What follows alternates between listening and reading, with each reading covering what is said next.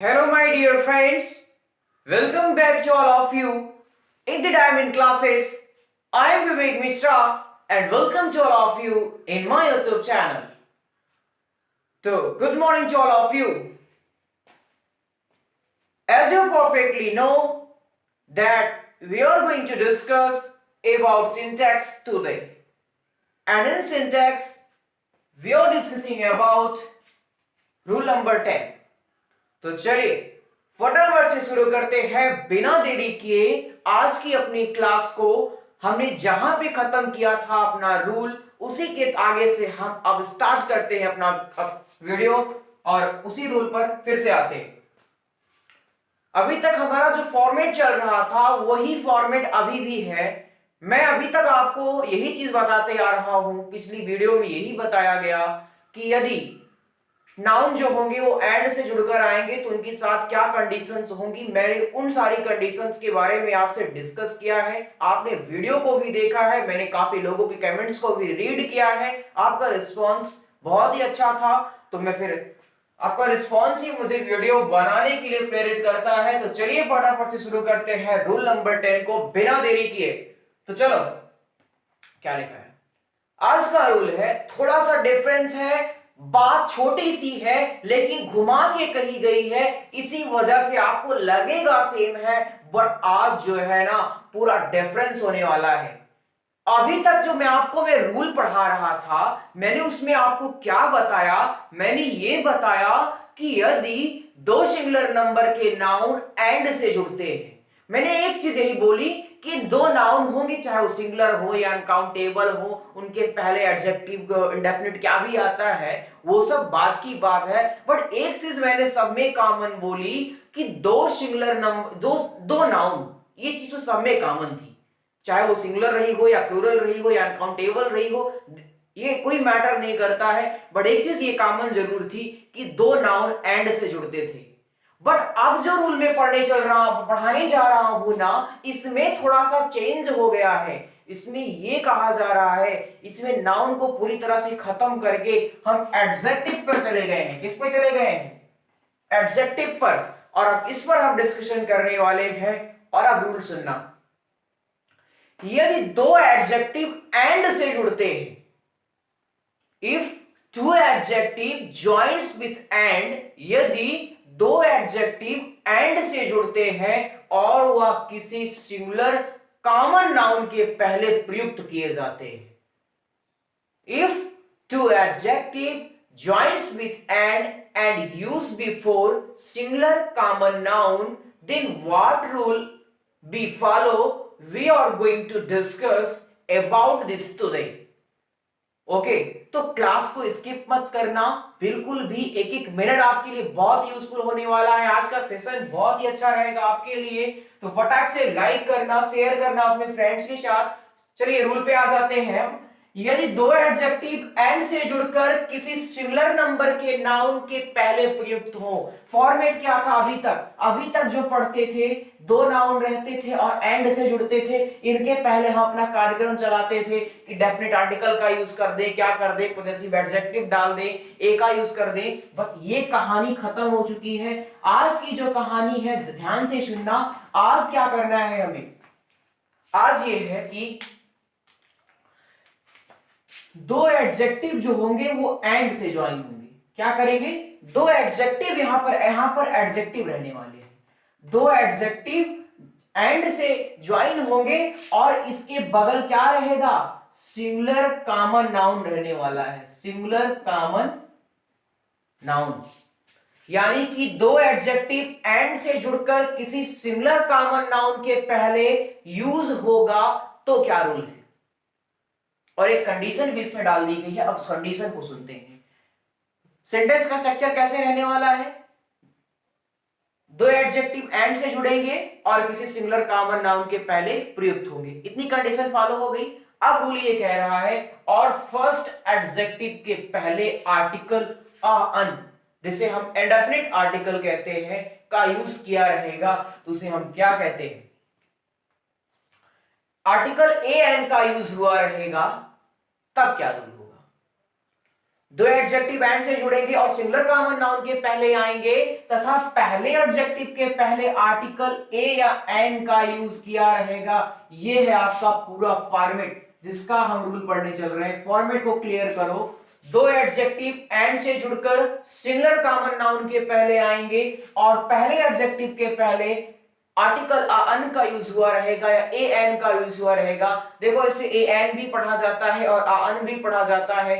कब A N पढ़ेंगे और अन कब पढ़ा जाता है सारी चीजें बताऊंगा। कब पढ़ाऊंगा?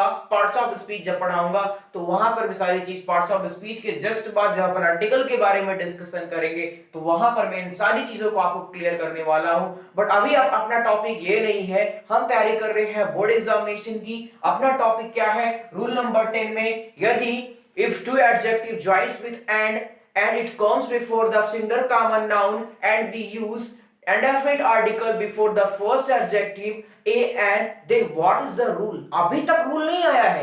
अभी तक अपन जो है यही पढ़ रहे हैं कि स्ट्रक्चर कैसे होने वाला है। एक एक चीज को मैं क्लियर कर रहा हूं। क्लियर होता जाए तो फिर मैं अपने रूल पे फिर से आ जाऊंगा। दो एडजेक्टिव एंड से जुड़ेंगे और उसके पहले आर्टिकल आ जाता है जो कि सिंगुलर कॉमन नाउन के पहले होगा तो इसके साथ हमेशा हम सिंगुलर वर्ब का यूज करेंगे। किसका यूज करेंगे? सिंगुलर वर्ब का यूज करेंगे। क्यों करेंगे? अगर यहीं पर ऐसे होता ए एन का यूज नहीं हुआ होता, केवल दो एडजेक्टिव होते तो यहां पर हम प्लूरल वर्ब का यूज करते। अगर केवल दो एडजेक्टिव सिंगुलर कॉमन नाउन के पहले आ जाते तब पर अपन वहां पे प्लूरल वर्ब कर सकते थे। जबकि अगर यहाँ सिंगुलर काउंट यहां पर जहां पे सिंगुलर काउंटेबल नाउन है यहां पे होता प्लूरल काउंटेबल नाउन। लेकिन यहां पर बात क्या है? सिंगुलर काउंटेबल नाउन भले एडजेक्टिव अलग अलग है। देखो एडजेक्टिव भले अलग अलग ही है लेकिन ये दोनों जो एडजेक्टिव होगी किसको क्वालिफाई करेगी? यहां के आए हुए नाउन को। ये दोनों एडजेक्टिव इसी नाउन के लिए है तो एक ही बात हुई ना, काला हुआ या गोरा यही होगा। ठीक है, कैसे करेंगे? रूल क्लियर हो गया है शायद। जैसे आर्टिकल ए एन का प्रयोग, रूल यहां से ही पढ़ सकते हो। आर्टिकल ए एन का प्रयोग दो एडजेक्टिव जो कि एंड से जुड़े हो और वह सिंगुलर कॉमन नाउन के पहले आए तो उसके साथ हमेशा हम सिंगुलर वर्ब का यूज करते हैं। यदि दो एडजेक्टिव एंड से जुड़े और उनके पहले आर्टिकल ए एन का यूज हो और वो किसके पहले आए हो? सिंगुलर काउंटेबल नाउन के पहले आए हो तो उसके साथ हमेशा हम सिंगुलर वर्ब का यूज करते हैं। कोई पूछता है क्यों करते हैं?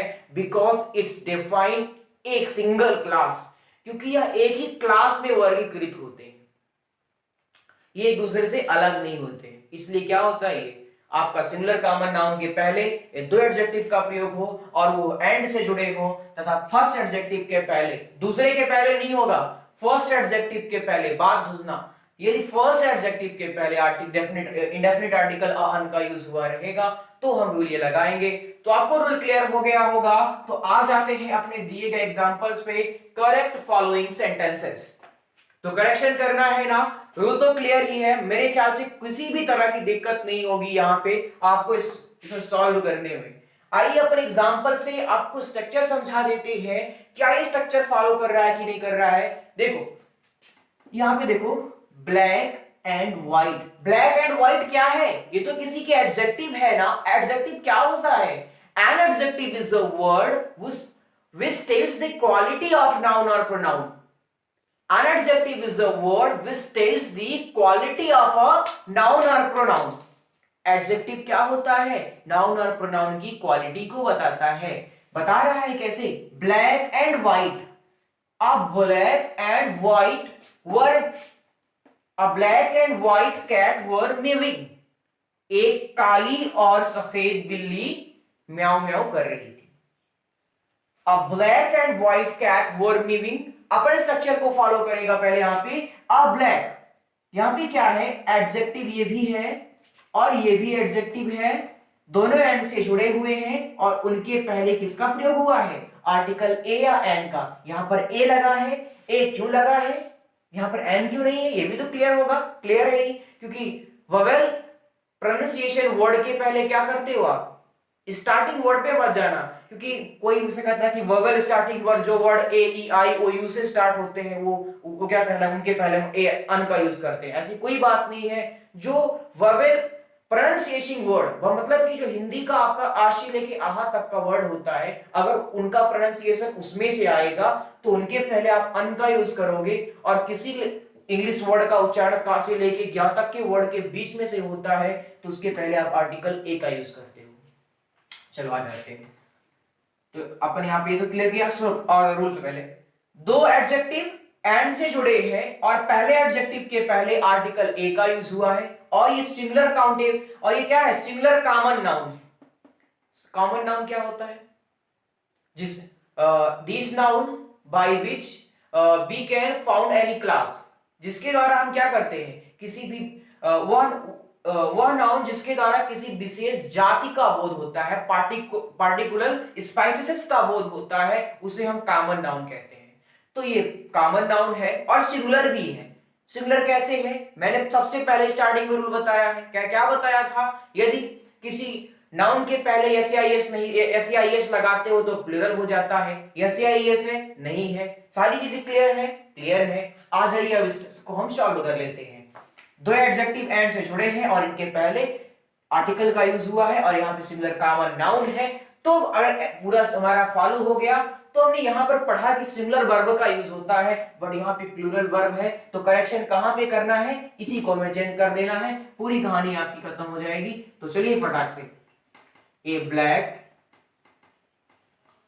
एंड व्हाइट कैट, वर्ब को चेंज कर दोगे किसमें, was में भी, ठीक है।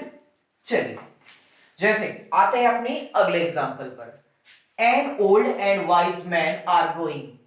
देखो ओल्ड वाइज एडजेक्टिव दोनों हैं, एंड से ज्वाइन है, इसके पहले आर्टिकल का यूज हुआ है। देखो ओल्ड कैसे है, ओल्ड ऐसे लिखा जाता है ना, तो ये आ से लेके यहां तक का उच्चारण है, इसलिए यहां पे अन का यूज हुआ है।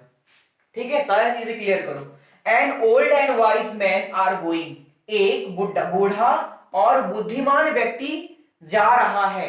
An old and wise man, देखो एक ही चीज क्लियर हो रही है ना, कि एक बूढ़ा और एक बुद्धिमान, मतलब कि बात ही एक ही है कि एक व्यक्ति जो जा रहा है वह बूढ़ा भी है और वह बुद्धिमान भी है।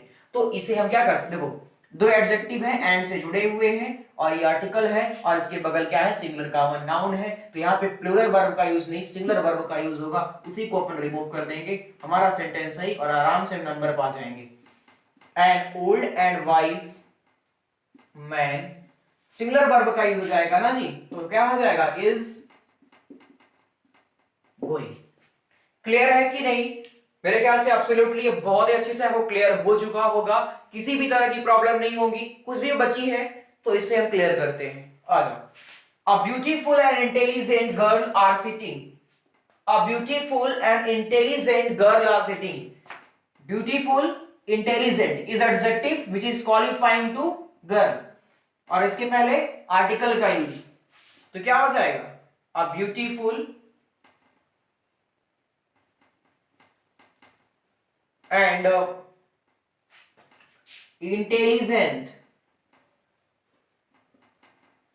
इंटेलिजेंट गर्ल, इसको जहां पे आ रहा है वहीं पे बस singular verb is sitting.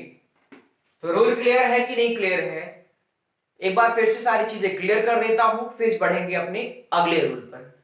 Rule फिर से क्लियर करो। If two adjective joins with and used before singular common noun, and in this condition if we use indefinite article on before the first adjective of sentences, then with that type of sentence we always use singular number verb, singular verb, not plural verb। यदि दो adjective and से जुड़ते हैं और वो किसी singular common noun के पहले प्रयुक्त होंगे और पहले एडजेक्टिव के पहले क्या करते हैं हम, आर्टिकल an का यूज कर देते हैं, तो इस तरह के सेंटेंस में आने वाली वर्ब हमेशा सिंगुलर फॉर्म में होगी, ना कि प्लूरल फॉर्म में। रूल क्लियर है ना, तो फटाक से लाइक करना, इतनी देर से देख रहे हो तो लाइक कर दिया करो ना, लाइक कर दो, लाइक कर लिया ना तो चलते हैं अपने अगले रूल पे। चलिए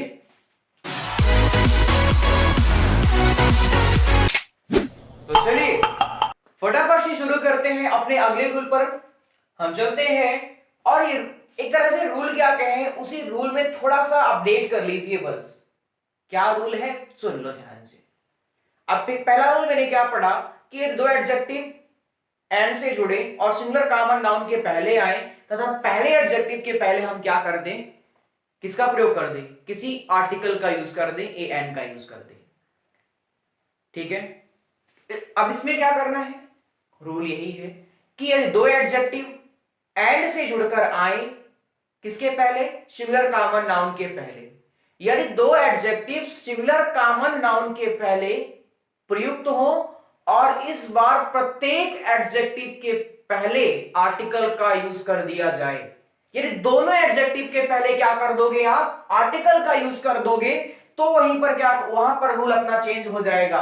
if two adjective comes into any sentence and joins with and before singular common noun and we use indefinite article each before both adjective, then rule will be changed। यदि दो एडजेक्टिव एंड से जुड़कर आए और यह क्या किसी singular common noun के पहले प्रयुक्त हो और इस बार दोनों एडजेक्टिव के पहले यदि आर्टिकल का यूज कर दिया जाएगा तो इससे क्या होगा, इसके साथ हमेशा हम प्लूरल वर्ब का यूज करेंगे, सिंगुलर वर्ब का नहीं।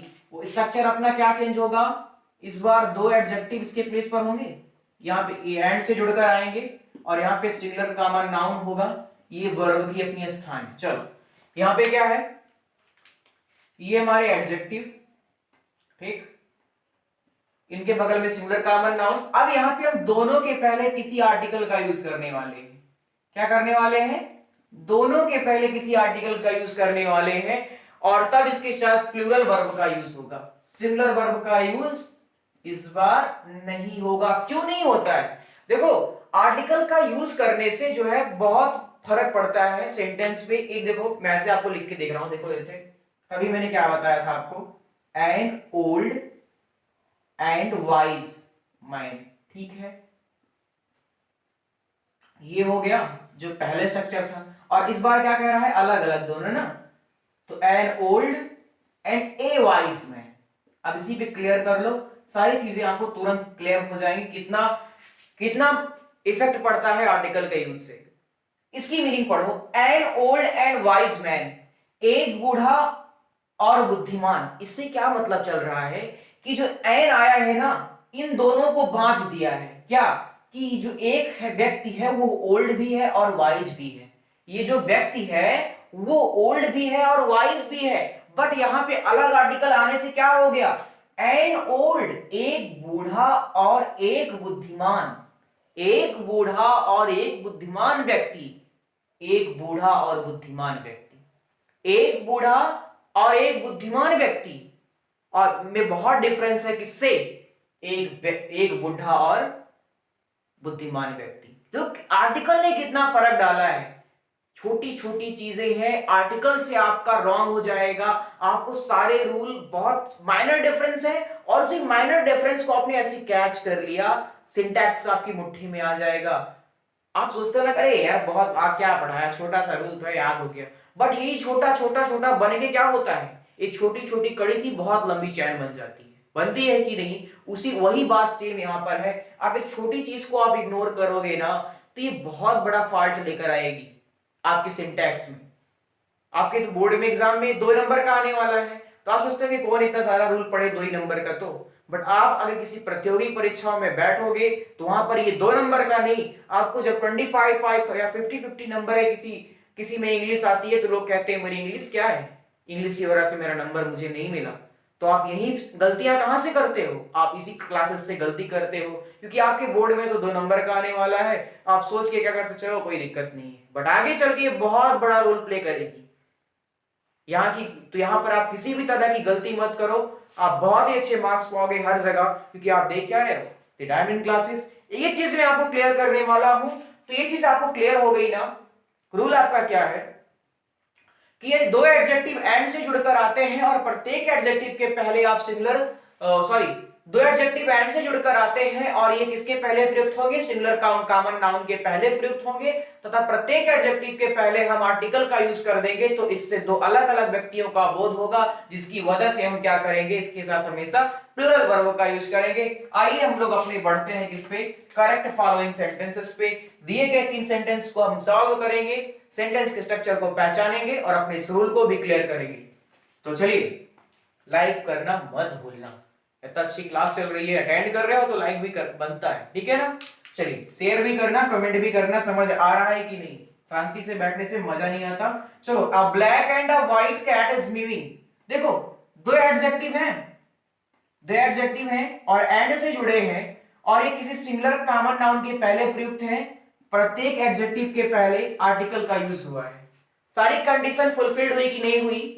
दो एडजेक्टिव एंड से जुड़े हैं, प्रत्येक के पहले आर्टिकल का यूज हुआ है जो कि सिंगुलर कॉमन नाउन के पहले आए हैं, ठीक है। देखो, ए ब्लैक एंड ए व्हाइट, पहले सेंटेंस में क्या था, उसके पहले वाले रूल में अ ब्लैक एंड व्हाइट, एक काली और बिल्ली सफेद, यानी कि एक बिल्ली है जो काली भी है सफेद भी है, जो होती ना। तो एक काली और सफेद बिल्ली म्याऊं म्याऊं कर रही थी। यहां पे क्या हो गया, एक काली और एक सफेद, यानी कि यहां पे दो बिल्लियों की यहां पे संख्या 2 हो गई। वहां पर आर्टिकल 1 आया था, इसका मतलब क्या था, एक सफेद और काली बिल्ली। और यहां पर क्या हो गया, एक सफेद और एक काली बिल्ली। जब 2 हो गए तो सीधी सी बात है प्लूरल वर्ब का यूज होगा ना यार। तो फटाक से रिमूव करो और अपने रूल को यहां पे लगा दो। A black and a white cat, इसको रिमूव करके क्या कर दोगे आप, आर मूविंग। तो रूल क्लियर होगा मेरे ख्याल से। अब बढ़ते हैं अपने अगले रूल पे, सॉरी अगले एग्जांपल पे। A old and a wise man, ये तो मैं यहीं पे क्लियर कर दिया हूं ना, क्लियर है ही है। तो चलो हाँ सॉल्व करते हैं। ये एडजेक्टिव, दो एडजेक्टिव, इसके पहले आर्टिकल यूज इसके एंड से जुड़े हुए हैं और यहाँ पे क्या आ गया आपका सिंगुलर कॉमन नाउन। तो फटाक से इसको भी अपन सॉल्व कर लेंगे। क्या हो जाएगा, N old and a wise man, इसके स्थान पे क्या हो जाएगा, आर वॉकिंग, स्पेलिंग रॉन्ग थी, वॉकिंग इन पार्क। तो स्पेलिंग थोड़ा मिस्टेक हो जाए तो उसको कम ध्यान दिया करिएगा, हो जाती है कभी कभी, ठीक है। तो आप स्पेलिंग आप खुद से याद लर्न करिए। चलिए आते हैं अपने, अ beautiful and intelligent girl is going, कराने की जरूरत है कि नहीं है, चलो करा ही दे रहे हैं, क्या दिक्कत है। ए ब्यूटीफुल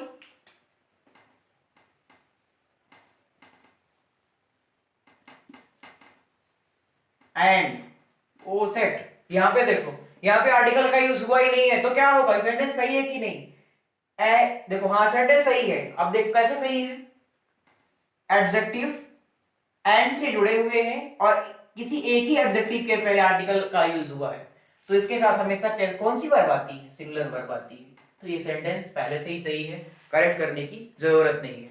तो आप ये रूल क्लियर हो गया ना, दोनों रूल एक दूसरे के पूरक हैं, दोनों रूल क्लियर हो गए होंगे।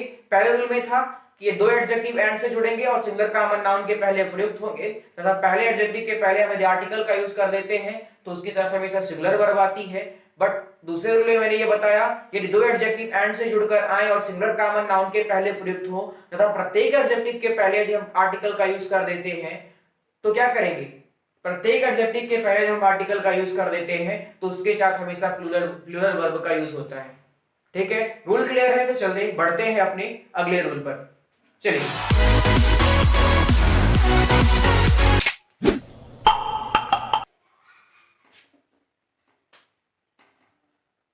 तो चलिए शुरू करते हैं फटाक से अपना अगला रूल, रूल नंबर 10। ठीक है, क्लियर करना क्या है इस रूल में, सारी चीजें थोड़ा सा डिफरेंस आता है। अब रूल में अपना स्ट्रक्चर लगभग चेंज होता हुआ। ठीक है, सुनो, पेयर वर्ड्स के रूप में प्रयुक्त family relation word, pair words मतलब अभी तक आप पेयर वर्ड्स ही तो पढ़ रहे हो कि दो वर्ड रहेंगे जो एंड से ज्वाइन होंगे, इसे पेयर ही बनाना कहते हैं। तो उसी में हम रूल पढ़ रहे हैं अपनी एंड वाले में ही, यदि पेयर वर्ड्स के रूप में प्रयुक्त फैमिली रिलेशन एक्सप्रेसिंग वर्ड, ऐसे वर्ड जो फैमिली के रिलेशन के बारे में बताते हैं और वो एंड से जुड़कर आते हैं, तो क्या रूल होगा? If pair words which tells the family relation and joins with and comes into any sentence as a what rule we have to follow, we are going to discuss in this rule. तो चलिए pair words के रूप में प्रयुक्त family relation expressing word यदि and से जुड़कर आते हैं, और एक चीज कंडीशन और क्या है, एंड से जुड़कर आएंगे और एज अ सब्जेक्ट, मतलब कि सब्जेक्ट के रूप में प्रयुक्त होंगे, क्योंकि हम पढ़ क्या रहे हैं अभी, सब्जेक्ट वर्ब एग्रीमेंट वाली साइड में अपनी पढ़ रहे हैं कि नहीं पढ़ रहे हैं, तो उसमें ही पढ़ रहे हैं, सब्जेक्ट के रूप में आए, पेयर वर्ड्स के रूप में प्रयुक्त family relation expressing word and से जुड़ करके किसी भी सेंटेंस में सब्जेक्ट के रूप में, या we can say that as a nominative case आते हैं, तो क्या होगा? कंडीशन थोड़ा एक और अप्लाई की जाती है, यदि पेयर वर्ड्स जो कि एंड से जुड़े रहेंगे, जिनकी मीनिंग फैमिली रिलेशन से निकलेगी, और उसमें क्या किया जाता है, उसके पहले पॉजेसिव एडजेक्टिव का प्रयोग किया गया रहेगा, तो क्या करना है? पेयर वर्ड्स का मतलब, चलो पेयर वर्ड में कुछ भी हम रख लेंगे, अभी यही स्ट्रक्चर यही है, और इसके पहले पॉजेसिव एडजेक्टिव कुछ भी, माई, योर, आवर, मैंने बता चुका हूं सब तुमको, आप सब लोगों को, तो माई एंड, और इसके साथ हम क्या कर सकते हैं, किस वर्ब का यूज करेंगे, यही चीज हम क्लियर करने चल रहे हैं। ये हमारा स्ट्रक्चर है, एंड से जुड़कर दो ऐसे वर्ड आएंगे जिनकी मीनिंग कैसी होगी, फैमिली रिलेशन एक्सप्रेसिंग होगी, और उसके पहले पॉजेसिव एडजेक्टिव का प्रयोग हुआ रहेगा, तो क्या करना है? अब दोस्तों सुनो ध्यान से इस रूल को, कि यदि दो एडजेक्टिव, सॉरी एडजेक्टिव नहीं है, यदि पेयर वर्ड्स के रूप में प्रयुक्त फैमिली रिलेशन वर्ड एंड से जुड़कर के सेंटेंस में आएंगे और उनके पहले यदि पॉजेसिव एडजेक्टिव का प्रयोग किया जाएगा, तो उसके साथ हम किसका प्रयोग करेंगे? प्लूरल वर्ब का यूज होता है। पेयर वर्ड्स के रूप में प्रयुक्त family relation expressing word and से जुड़कर सब्जेक्ट के रूप में आए, तो इसके पहले और तथा इसके पहले पॉजेसिव एडजेक्टिव का प्रयोग हुआ हो, तो इसके साथ हमेशा प्लूरल वर्ब का यूज होता है। क्यों होता है, हम स्ट्रक्चर को देखेंगे तब आपको समझाएंगे, ठीक है? पहले रूल क्लियर करो कि यदि पेयर वर्ड्स के रूप में प्रयुक्त फैमिली रिलेशन एक्सप्रेसिंग वर्ड्स आते हैं और ये एंड से जुड़कर इस सेंटेंस में आएंगे और इनके पहले यदि पॉजेसिव एडजेक्टिव का प्रयोग किया गया रहेगा, तो क्या करना है? अगर पॉजेसिव एडजेक्टिव का प्रयोग हुआ रहेगा जिनसे फैमिली रिलेशन एक्सप्रेसिंग वर्ड होता है, तो उसके साथ हमेशा हम प्लूरल वर्ब का यूज करेंगे। क्यों करेंगे? जैसे यहां पे लिखा गया है माई फादर एंड मदर, देखो ये फादर मदर क्या है, आपकी फैमिली रिलेशन में आते हैं, एंड से जुड़कर आते हैं, और ये पेयर बन गया कि नहीं बन गया? दो पेयर वर्ड्स, ये पेयर वर्ड है आपका, मदर एंड फादर का एक पेयर है, और जिसके पहले हम किसका प्रयोग किए हैं?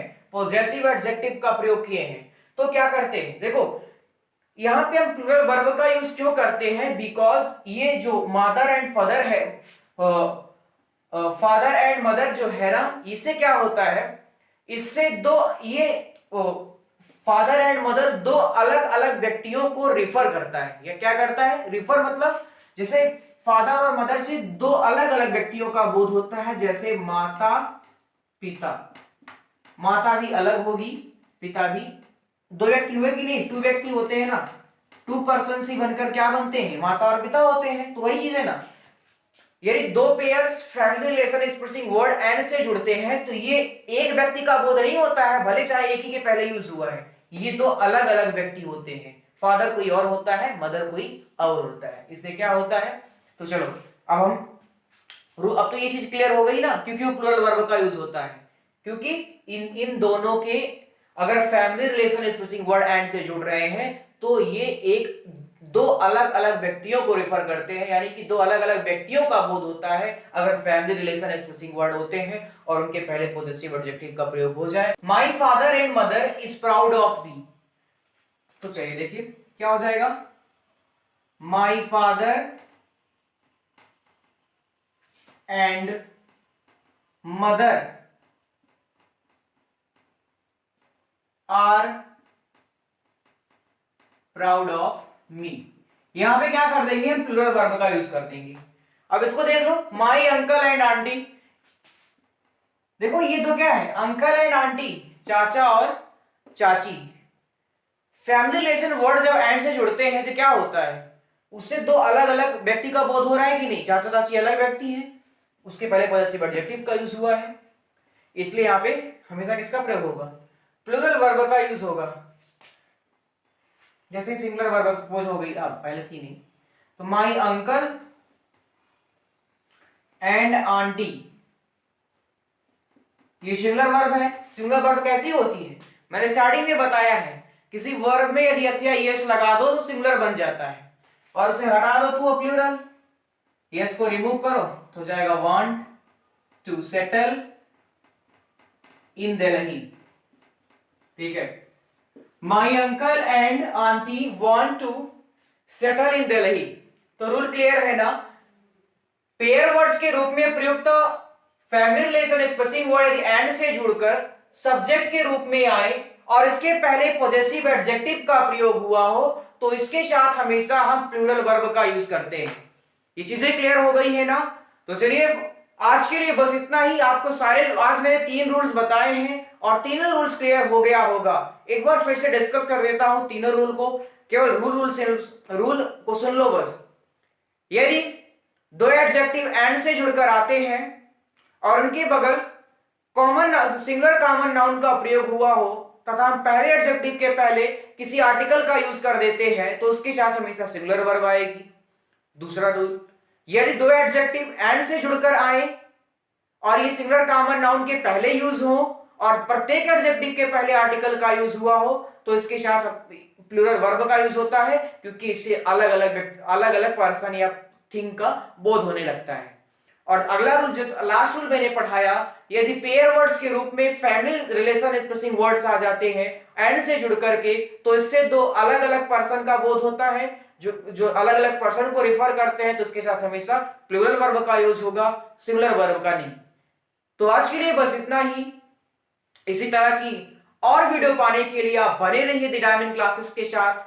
और अगर आप मेरे चैनल पर पहली बार आए हो और इसके पहले आपने मेरा वीडियो कभी नहीं देखा है तो करना क्या है, सबसे पहले करना वीडियो को लाइक, उसके बाद सब्सक्राइब का बटन आएगा, चैनल को करना सब्सक्राइब और ऑन करना बेल नोटिफिकेशन को, जिससे आने वाली हर वीडियो की लेटेस्ट अपडेट आप तक सबसे पहले पहुंचे, जो कि बहुत ही बढ़िया बात है। आप जुड़ जाएंगे द डायमंड क्लासेस के साथ और आपको इसी तरह की और वीडियो मिलती रहेंगी। इसी तरह की और क्लासेस को पाने के लिए आप बने रहिए द डायमंड क्लासेस के साथ। That's all, love you all.